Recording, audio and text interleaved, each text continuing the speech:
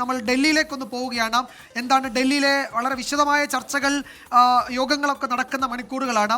അപ്പോൾ അതിൻ്റെ വിവരങ്ങളുമായി വിനീത വി ജി ഡൽഹിയിൽ നിന്ന് ചേരുന്നുണ്ട്. Vineetha, cabinet committee on security affairs പ്രധാനമന്ത്രിയുടെ അധ്യക്ഷതയിൽ യോഗം ചേരുകയാണ്. അതിൽ Ajit Doval, national security adviser, പങ്കെടുക്കുന്നുണ്ട്. അത് കഴിഞ്ഞാൽ കേന്ദ്ര മന്ത്രിസഭാ യോഗമുണ്ട്. ഇനിയിപ്പോൾ ഏതെങ്കിലും ബ്രീഫിങ്ങിൻ്റെ സാധ്യതയുണ്ടോ? പ്രതിരോധ മന്ത്രാലയത്തിലെയോ അല്ലെങ്കിൽ വിദേശകാര്യ മന്ത്രാലയത്തിലെയോ ഏതെങ്കിലും ഉദ്യോഗസ്ഥരോ കേന്ദ്രമന്ത്രിമാരോ ആരെങ്കിലും മാധ്യമങ്ങളെ കാണുന്നുണ്ടോ? എന്തൊക്കെയാണ് ഡൽഹിയിലെ ഒരു കാലാവസ്ഥ, പൊതു വിലയിരുത്തൽ എങ്ങനെ പുരോഗമിക്കുന്നു അവിടെ നിന്നുള്ള മറ്റു വിവരങ്ങൾ വിനീത? വിജയകുമാർ, ഞാനിപ്പോൾ നിൽക്കുന്നത് പ്രധാനമന്ത്രിയുടെ വസതിക്ക് മുൻപിലാണ്. നമുക്ക് ദൃശ്യങ്ങളിൽ കാണാൻ കഴിയുന്നത് പ്രധാനമന്ത്രിയുടെ വസതിയാണ്. വസതിയിൽ ഏതാണ്ട് 15 മിനിറ്റ് മുൻപ് തന്നെ യോഗം ആരംഭിച്ചു. ഇപ്പോൾ യോഗം പുരോഗമിക്കുകയാണ്. ഈ ഓപ്പറേഷൻ സിന്ദൂറിന് ശേഷമുള്ള ആദ്യ യോഗം കൂടിയാണ് ഇപ്പോൾ പ്രധാനമന്ത്രിയുടെ വസതിയിൽ ചേരുന്നത്. സ്ഥിതിഗതികൾ പ്രധാനമന്ത്രി വിലയിരുത്തുന്നുണ്ട്. ഒപ്പം തന്നെ സുരക്ഷാ ഉപദേഷ്ടാവ് അജിത് ഡോവൽ ആ യോഗത്തിൽ പങ്കെടുക്കുന്നുണ്ടെന്നാണ് നമുക്ക് മനസ്സിലാക്കാൻ കഴിയുന്നത്. പ്രതിരോധ മന്ത്രിയും കേന്ദ്ര ആഭ്യന്തരമന്ത്രിയും യോഗത്തിൽ പങ്കെടുക്കുന്നുണ്ട്. ഇതുവരെ സ്വീകരിച്ച നടപടിക്രമങ്ങൾ, ഇനി എങ്ങനെ മുന്നോട്ട് പോകണം, ഒരുപക്ഷെ പാകിസ്ഥാൻ ഉറപ്പായും തിരിച്ചടിക്കുമെന്നൊക്കെ അവർ പറയുന്നുണ്ട്. അങ്ങനെയെങ്കിൽ നമ്മൾ കൂടുതൽ കരുതിയിരിക്കേണ്ടതായിട്ടുണ്ട്. എന്നാൽ കൂടുതൽ ശക്തമായി തന്നെ അതിന് തിരിച്ചടി നൽകേണ്ടതുമായിട്ടുണ്ട്.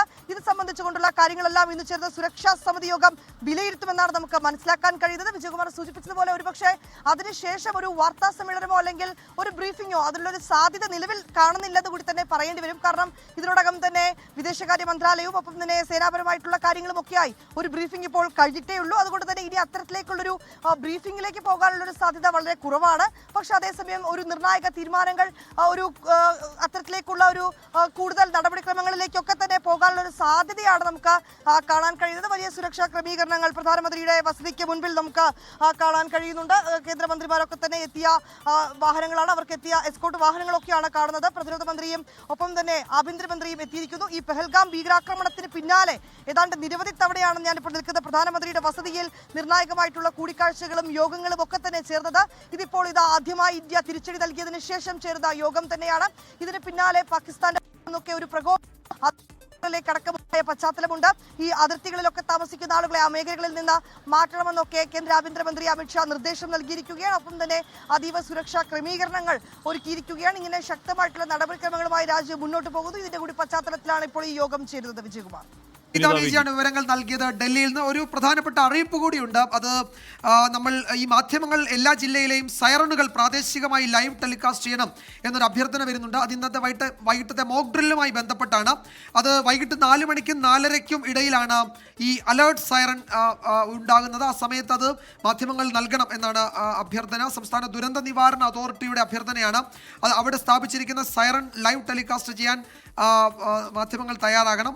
അപ്പോൾ അത് വൈകിട്ട് 4 മണിക്കും 4:30ക്കും ഇടയിൽ സ്പെഷ്യൽ ക്ലാസ്, ട്യൂഷൻ സെൻ്ററുകൾ, കായിക വിനോദ ക്ലാസ്സുകൾ എന്നിവയിൽ പഠിക്കുന്ന കുട്ടികൾ അതാത് സ്ഥാപനങ്ങൾക്കുള്ളിൽ തന്നെ തുടരണം എന്നാണ് ദുരന്ത നിവാരണ അതോറിറ്റി അറിയിക്കുന്നത്. ഒരിക്കൽ കൂടി വൈകിട്ട് 4 മണിക്കും 4:30ക്കും ഇടയിൽ സ്പെഷ്യൽ ക്ലാസ്, ട്യൂഷൻ സെൻ്ററുകൾ, കായിക വിനോദ ക്ലാസ്സുകൾ എന്നിവയിൽ പഠിക്കുന്ന കുട്ടികൾ അതത് സ്ഥാപനങ്ങൾക്കുള്ളിൽ തന്നെ തുടരണം എന്നാണ് അഭ്യർത്ഥന. മോക്ക് ഡ്രില്ല് 4നും 4:30ക്കും ഇടയിലാണ് നടക്കുന്നത്. 4 മണിക്ക് മോക്ക് ഡ്രിൽ തുടങ്ങുന്നു. 4 മണി മുതൽ 30 സെക്കൻഡ് അലർട്ട് സൈറൺ 3 വട്ടം നീട്ടി ശബ്ദിക്കുമെന്ന് അറിയാൻ കഴിയുന്നു. സൈറൺ ശബ്ദം കേൾക്കുന്ന ഇടങ്ങളിലും കേൾക്കാത്ത ഇടങ്ങളിലും 4:02-നും 4:29-നും ഇടയിലാണ് മോക്ക് ഡ്രിൽ നടത്തേണ്ടത്. കേന്ദ്ര നിർദ്ദേശം അനുസരിച്ച് സൈറൺ ഇല്ലാത്ത ഇടങ്ങളിൽ ആരാധനാലയങ്ങളിലെ അനൗൺസ്മെന്റ് സംവിധാനങ്ങൾ ഉപയോഗിച്ച് പൊതുജനങ്ങളെ അലർട്ട് ചെയ്യുന്നത് പരിഗണിക്കാം. 4:28 മുതൽ സുരക്ഷിതം എന്ന സൈറൺ 30 സെക്കൻഡ് മുഴങ്ങും. അലേർട്ട് സൈറൺ ശബ്ദം, അലർട്ട്, സുരക്ഷിതം, ഓൾ ക്ലിയർ എന്ന സൈറൺ ശബ്ദവും അനുബന്ധമായി ചേർക്കുന്നു. സൈറണുകൾ സംസ്ഥാന ദുരന്ത നിവാരണ അതോറിറ്റി നേരിട്ട് പ്രവർത്തിപ്പിക്കും. മോക്ക് ഡ്രില്ലിൽ ജീവനാപകടം ഉണ്ടാക്കുന്ന തരത്തിൽ നടപടികൾ ഉണ്ടാകുന്നില്ല എന്ന് ഉറപ്പുവരുത്തണം.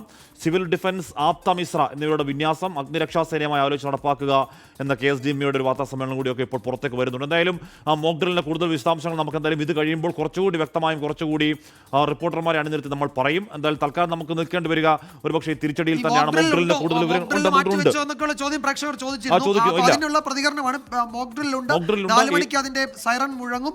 ആ സമയത്ത് ചെയ്യേണ്ട കാര്യങ്ങൾ എന്തൊക്കെയെന്നത് ആ സമയത്ത് എല്ലാവരെയും അറിയിക്കും. അതൊരു മോക്ക് ഡ്രില്ലാണ്.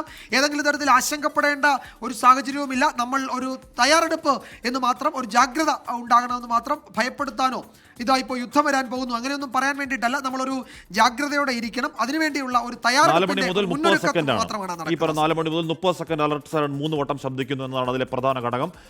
അലർട്ട് അലർട്ട് ശബ്ദങ്ങൾ ഏത് രീതിയിൽ പ്രതികരിക്കണമെന്നതിനെ കുറിച്ചൊക്കെയുള്ള ഒരു ജാഗ്രത മാത്രമാണത്. ഏതെങ്കിലും തരത്തിൽ ആശങ്കപ്പെടേണ്ടതോ ഭയപ്പെടേണ്ടതോ ആയ കാര്യം എന്തായാലും ഈ പറയുന്ന മോക്ക് ഡ്രിൽ ഇല്ല. എന്തായാലും മോക്ക് ഡ്രിൽ ഉണ്ട്. മോക്ക് ഡ്രില്ലിൻ്റെ വിശദമായ കാര്യങ്ങൾ അല്പസമയത്തിനകം നമുക്ക് നമ്മുടെ റിപ്പോർട്ടർമാരെയും ഉദ്യോഗസ്ഥരെയും ഒക്കെ എടുത്തുകൊണ്ട് അതിന് കൂടുതൽ വിവരങ്ങൾ നമുക്ക് പറയാം. തൽക്കാലം പക്ഷേ ഈ മണിക്കൂറിലെ പ്രധാന വാർത്ത ഇതുകൊണ്ടാണ് ആയതുകൊണ്ട് ഇതിൽ നിൽക്കുന്നതേ ഉള്ളൂ.